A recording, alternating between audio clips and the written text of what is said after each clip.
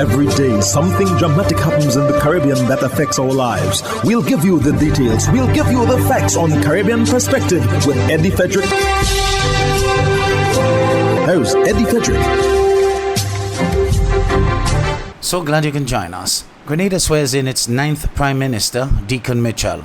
This story takes the lead in today's edition of Caribbean Perspective for Monday, 27th June 2022. Details when we return. Hubbard's Multi-Department Mount Gay and Hubbard's Tire Bay, located at the Building Supplies Compound in Grand Anse, are reminding the motoring public that another round for licensing and inspection has begun. Just arrived on new shipments of quality furrowed and torque tires to fit all makes and models of vehicles at competitive pricing. Shop early to avoid the hassle of long lines. WhatsApp them on 473-405-5482. Hubbard's, quality service, affordable prices.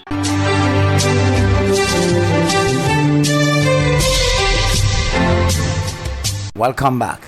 As Grenada elects a new government, regional leaders send their congratulations to the new Prime Minister Deacon Mitchell.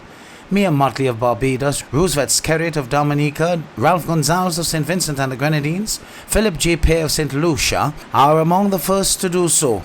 We take pleasure in presenting two news items as covered by regional news outfits, Barbados Today and the DBS News World out of St. Lucia, respectively. 24 hours after a stunning election win, Grenada's Prime Minister Deacon Mitchell took the oath of office this afternoon.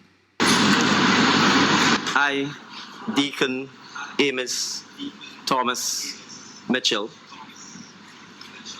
do swear that I will bear true allegiance to Her Majesty Queen Elizabeth II, her heirs and successors, according to law.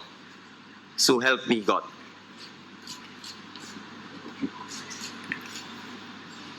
I, Deacon Amos Thomas Mitchell, do swear that I will faithfully execute the office of Prime Minister without fear or favor, affection or ill will, and that in the execution of the functions of that office, I will honor, uphold, and preserve the Constitution of Grenada. So help me God. Prime Minister Mitchell signaled he was ready to get down to business, declaring that he will represent all Grenadians. The boxing match is over. The referees have ruled, and as the champion, it is our job to govern on behalf of all the citizens of Petite Martinique, Carriacou, and Grenada.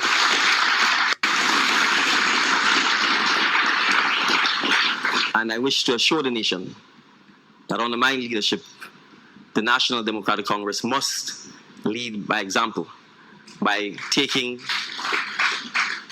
a united, citizens-first approach to our governance. It does not mean that we will not have to make tough or difficult decisions. And oftentimes that's the hallmark of leadership. When those decisions are required, we will make them, but we will ensure that we can explain, consult, and justify to our people why we are making the decisions that we make. Dr. Keith Mitchell's new National Party, or NNP, has failed to retain its majority in the Grenadian Parliament after a snap election on Thursday. At 75 years, Mitchell, who was hoping for a historic sixth term as Prime Minister, was denied victory as the National Democratic Congress, or NDC, led by 44-year-old Attorney-at-Law Deacon Mitchell, took 9 of the 15 constituencies, with the remaining going to the NNP. The historic election, says veteran journalist Earl Bousquet, should serve as a lesson to other political parties of the region that winning all or nearly all seats at an election would automatically mean a party will be re-elected at every subsequent election.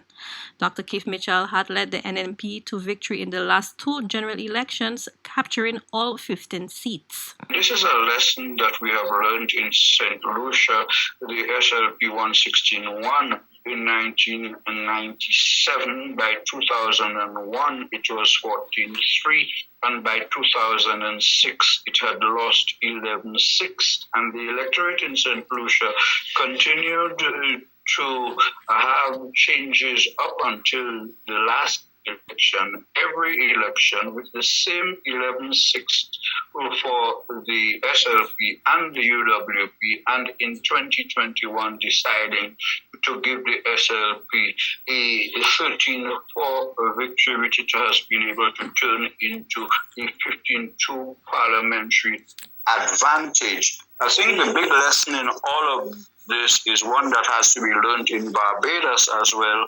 where the Barbados Labour Party and Prime Minister Mia Mottley has admirably won 2 consecutive elections with all the seats.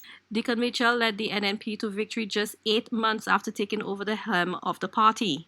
He has vowed to transform his country over the next 15 years. Leadership is leadership, but at the end of the day, it is what the leader does with the leadership.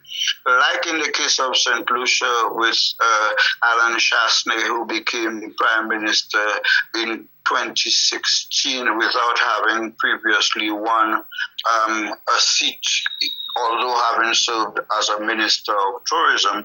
In this particular case, the new leader of the NDC is 40-something years vis-a-vis the outgoing Prime Minister who was 75 and was asking for, the blessings of a final term in office at age 75. At the end of the day, however, history has also shown in the Caribbean and the world that it is not the age of the leader or the intent of the leader as expressed, but what those leaders do with the power that they have. Leader of the local National Green Party, Andre de Keris, meanwhile, has extended congratulations to the Prime Minister-elect and his party. We congratulate the Grenadian people for taking the chance on new faces in the political arena, and we wish them all the best in the future. In these times of struggle, where there's climate change, there's war, there's food crisis, there's a transportation chain crisis, we really hope that Grenada fares well with this new party. As a born Grenadian, I'm proud to see Grenadian people opening their eyes and taking a chance on something new. At 44, Deacon Mitchell is one of the youngest regional leaders. Jamaica's Prime Minister Andrew Holness became leader of his country in his early 40s, becoming the youngest person to become Prime Minister in Jamaica's history. For the DPS News World, I am Zane Romulus. The hurricane season is now upon us, so we as Caribbean people need to remember to think safety and be prepared. Avoid venturing outside during a storm or hurricane, especially if there are strong winds. Rooftops and other debris are often blown about and can cause great damage.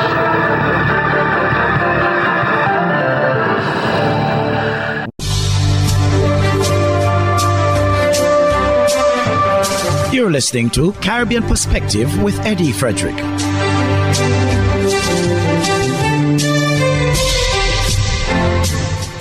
Commonwealth Secretary-General Baroness Patricia Scotland remains in the post after staving off a stiff challenge from Jamaica's Kamina Johnson-Smith. The vote took place at the Commonwealth Heads of Government meeting taking place at Rwanda's capital Kigali. She will remain as Secretary-General for the remaining 2 years of the 4-year second term after the COVID-19 pandemic resulted in an extension of her first term. Earlier, Baroness Scotland outlined a slew of pressing global challenges and how the 54-nation grouping should respond to these. ABS's Jessica Russell reports. The spiraling costs of food and fuel and economic uncertainty threaten a serious and protracted crisis. This struggle is first and foremost an opportunity to find answers to these questions. Commonwealth Secretary-General Baroness Patricia Scotland says the ongoing Commonwealth Heads of Government meeting in Rwanda is a chance for the 54 member countries to engage in problem solving. She says there are many pressing global issues. The economic damage of COVID and mounting debt confront us all. The rapid intensification of climate change poses an existential threat. She gives these recommendations to attendees for solutions. We must trust each other. We must talk and listen to each other and give all that we have to achieve progress for the 2.5 billion people we all represent. The 26th Commonwealth Heads of Government meeting ends on Sunday. Jessica Russell, ABS News. Education Minister in Trinidad and Tobago, Dr. Nyan Gatsby-Dolly, has dismissed the opposition position that government has failed to prevent a surge of criminal activity in Trinidad and Tobago. More in this TTT News item. During a private motion in the House of Representatives on Friday, Minister Gatsby-Dolly said societal crime cannot be divorced from schools. She added it has been a long-standing issue. It's been a fact for many years that gangs recruit in our schools. They recruit both at the primary school level and the secondary school level.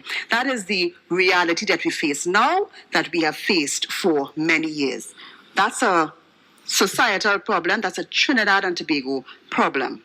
And the presence of the influence of the gangs and so on our schools will result and has resulted in school indiscipline. The minister stressed that what is represented in this country's society is reflected in the nation's schools. Fights with and without weapons, bullying, disrespect to teachers, gambling, robbery. And it goes on, because what is represented in our society is represented in our schools. And that is a problem that we have been grappling with for almost 40 years. In the meantime, that country's National Security Minister Fitzgerald Hines is alerting the public that the bail amendment bill will be back in Parliament soon. Details from TTT News. It's a major tool which is helping the police to fight crime, and it is in jeopardy of being removed from their arsenal. This from Minister of National Security Fitzgerald Hines as he addressed the media on Friday. That law, Act number 17 of 2019, expires. It was passed and assented to.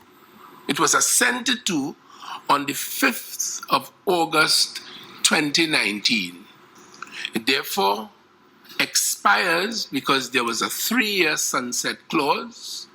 He noted when the bail amendment bill was first brought to Parliament, the sunset clause was 5 years.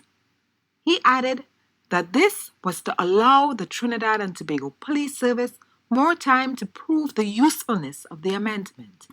Cabinet has approved that we take it back to the Parliament to have it extended, but we know in advance, since it requires the support of the opposition, it's doubtful whether they would support it. Acting Commissioner of Police MacDonald Jacob agreed that the bail bill has been a very useful weapon. We are saying that it is necessary that we get the necessary support so that this bill can continue and the police officers could have the tool to assist us. Minister Hines said by announcing the re-entry of the legislation to Parliament, he hopes citizens will appeal to their representatives to support the extension of the bail bill. Terry Ann Brown Campbell, TTT News.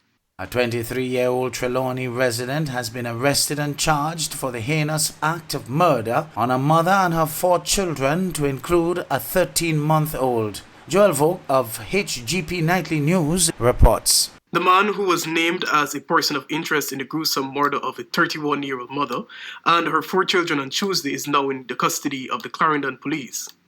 The 5 deceased have been identified as Kamisha Wright and her 4 children, 15-year-old Kimana Smith, 10-year-old Shamari Smith, 5-year-old Kafana Smith, and her 23-month-old son, Kishan Henry.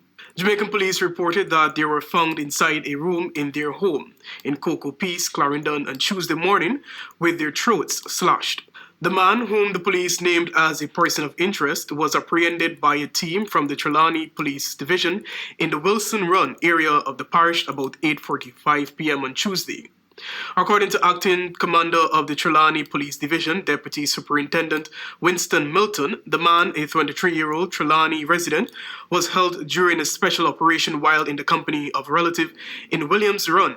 He was subsequently handed over to the police in Clarendon, and Acting Commissioner of Police on Wednesday said that preparations were underway to interview the individual in the presence of his attorney. Hubbard's Motor Department Mount Gay and Hubbard's Tire Bay, located at the Building Supplies compound in Grand Anse, are reminding the motoring public that another round for licensing and inspection has begun. Just arrived on new shipments of quality furrowed and torque tires to fit all makes and models of vehicles at competitive pricing. Shop early to avoid the hassle of long lines. WhatsApp them on 473-405-5482. Hubbard's, quality service, affordable prices.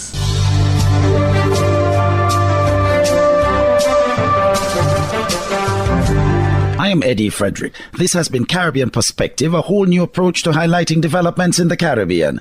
In the meantime, please continue to log on to CaribbeanPerspective.com for more daily news and more.